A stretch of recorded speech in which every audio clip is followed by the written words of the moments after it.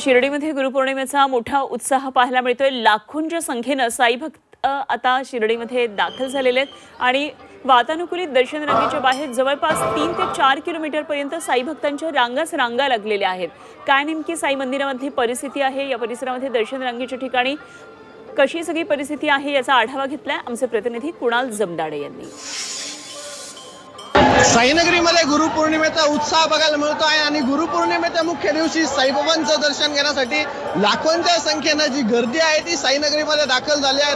जवळपास 3 ते 4 लाखाहून अधिक साई भक्त जे आहेत ते गुरुपौर्णिमेनिमित्त साई दरबारी आल्याचं चित्रातून बघायला मिळत आहे। जे साई संस्थांची जी दर्शन रांग आहे, वातानुकूलित दर्शन रांग साई संस्थांनी बांधलेली आहे, त्या दर्शन रांगेच्या बाहेर नगर मनमाड महामार्गावर सुद्धा साई भक्तांच्या दर्शन घेण्यासाठी रांगा लागलेलं चित्र जे आहे ते बघायला मिळत आहे। आणि या लाखोंची जी गर्दी आहे ती आटोक्यात आणण्यासाठी साई संस्थांच्या कर्मचाऱ्यांची दमछाक देखील झाल्याचं बघायला मिळत आहे। साईबाबांना गुरु स्वरूप मानून साईंच्या चरणी साईबाबांचं दर्शन घेण्यासाठी लाखोंच्या संख्येने साई भक्त जे आहेत ते साईनगरीमध्ये दाखल होत असतात आणि साईबाबांचं दर्शन घेत असतात।